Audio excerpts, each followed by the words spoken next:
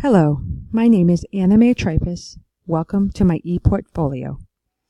I am a candidate for the Master of Education degree in Curriculum and Instruction with an Instructional Technology specialization. I am currently completing my last 2 classes in the program and will graduate in May of 2018. I have worked as a public librarian for the past 10 years and am excited to start a new career in instructional technology.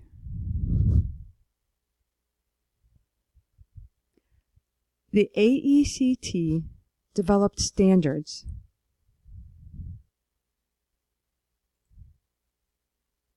that were developed to ensure students and others in the field of educational technology are applying the same sound theories and practices to their work. The 5 standards focus on different areas within the field, and each contains indicators of how one can successfully implement these standards. Standard 1 is content knowledge. This shows a student's ability to gain the knowledge necessary to create, access, use, manage, and apply educational technologies and processes. For Standard 1.1 creating, I created a website that I uploaded to the USF server. This is a website of librarian hacks that could be useful for any new librarian. Considering this was my first semester in the program, I was pretty impressed with what I could do.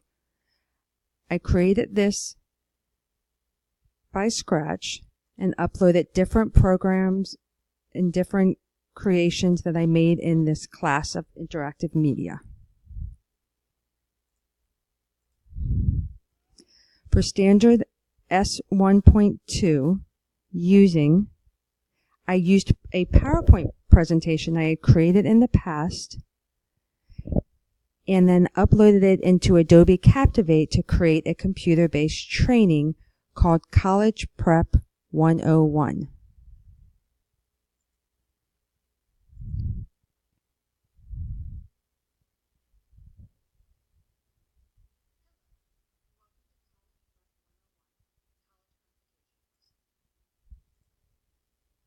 This linear instruction could be used as part of a library program in an SAT prep course or even at home by a student or their parent. For Standard 1.3, Assessing and Evaluating, I created a screencast that I called My Vision for Emerging Technologies in Learning. In the screencast, I explained how I use technologies and will use technologies in the future for research or for work.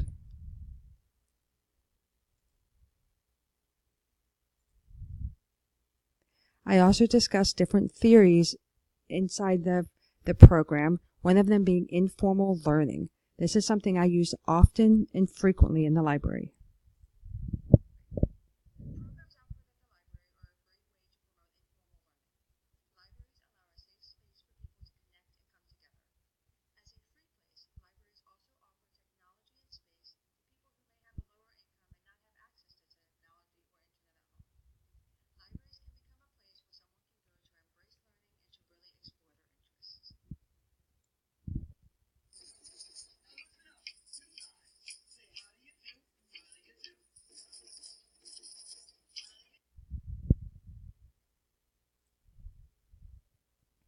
That was a program I offered at the library from a drum circle to teach kids about music and fun. Now let's move on to Standard 2, Content Pedagogy.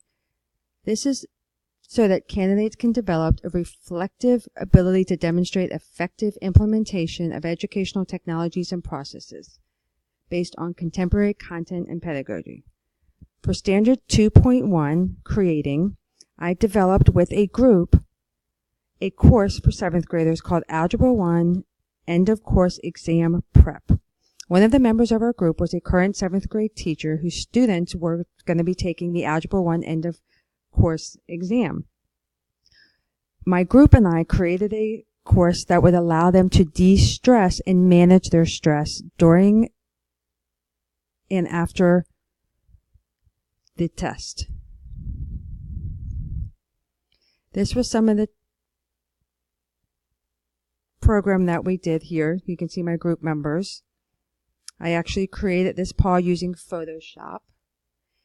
Here, if we were to start the training and go to manage the stress, I worked specifically on this managing stress area here where I created different videos using my son to show students things they could do to be prepared, to eat healthy, relax, to deal with stress before, during, and after the exam. For Standard 2.3, Assessing and Evaluating, I used, as part of a group, an app so that I could do a usability test with the group. We tested the program Duolingo, which is a language learning app. Here, every student in the group had to interview and do a questionnaire with different volunteers. We did it appropriately, of course. We collected all of our data and determined whether there were errors made, whether people had done what they were supposed to do. It was a very useful tool and a very helpful teacher. For Standard S 2.4 Managing, I created a video that could be used to instruct parents in using the 6 early literacy skills. This is something that I use in my current profession when working with families and young people. There are 6 skills that children need to know before they can start to read. I actually loved creating this video. It was one of my favorite things that I did in this whole program. I was able to use Photoshop when I did this. I used videos that I uploaded as MP4s. I put the whole thing on YouTube. I used help from my family and my son in doing his voice, which you'll hear here. He sounds really cute when he's little.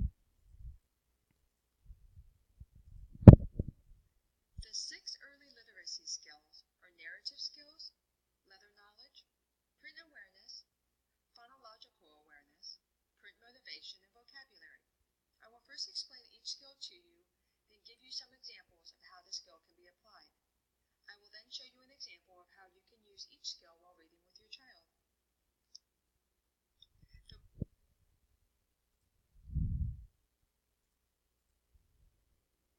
Next, we'll move on to Standard 3. Standard 3 is learning environments. Here, candidates have to facilitate learning by creating, using, evaluating, and managing effective learning environments. For Standard S 3.2, Using, I created something to show my fellow students how interference effects work. I used PowerPoint to create a presentation that discussed the theory surrounding the effects, and then I used visual examples to show the learner examples so they would understand the principles and theories.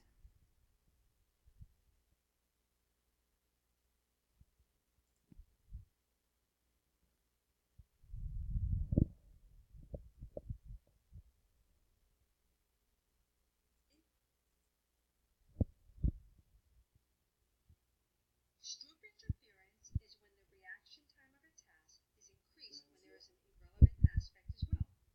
The Stroop effect is the finding that naming the color. Standard S 3.5 Ethics allowed me to create a promotional video to promote my employer, the public library. I did this in an ethical way to promote health, safety, best practice, and respect for copyright, fair use, and appropriate open access. Much of what we use in our summer reading program are created by a team as part of American Library Association that libraries who participate are able to use for free. Any of the things I used here, the logos, all are either fair use or copyright able.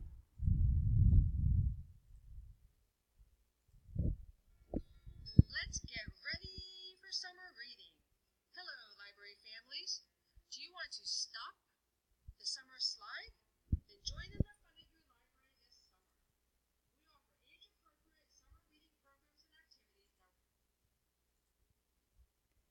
For Standard 3.6, Diversity of Learners, I wrote a paper called Our Culture of Testing and Its Effects on Students Living in Poverty.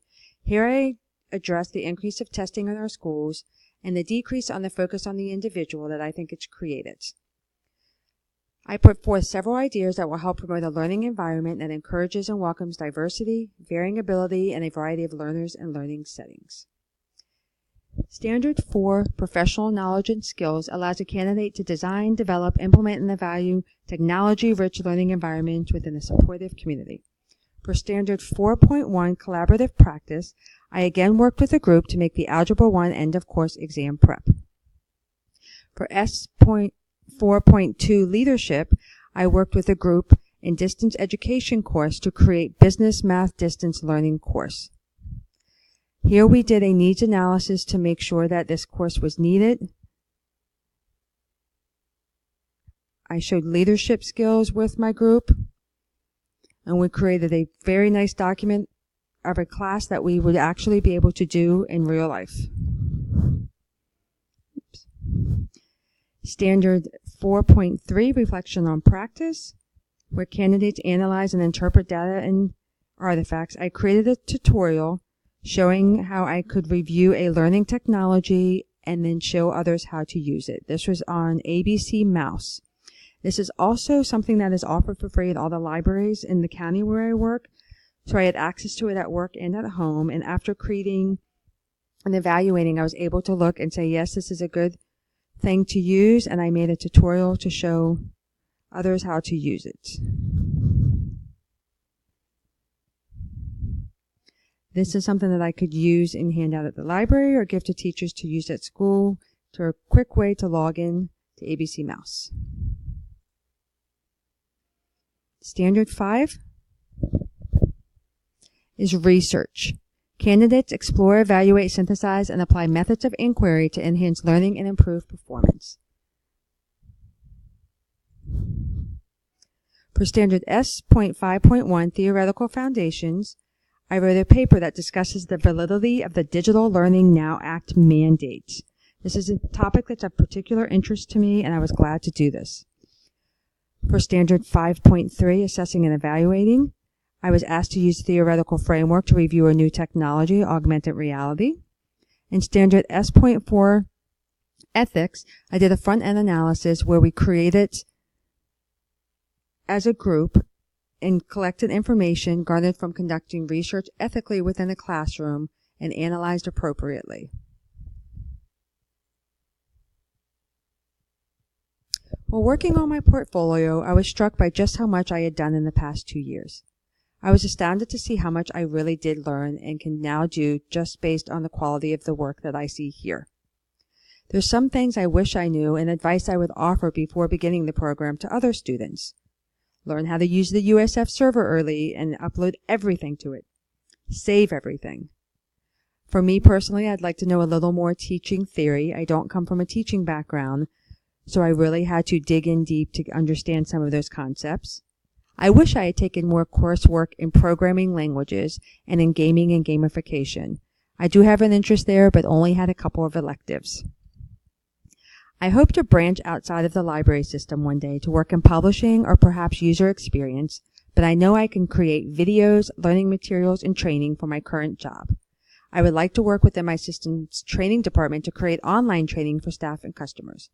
The library purchases numerous amazing databases that need to be taught and learned by staff. As a large branch, we don't always have the chance to attend classes, but online courses and webinars can solve that problem. Thank you for viewing my e-portfolio, and thank you for allowing me to be a candidate in this program. Please contact me if you have any questions or any problems.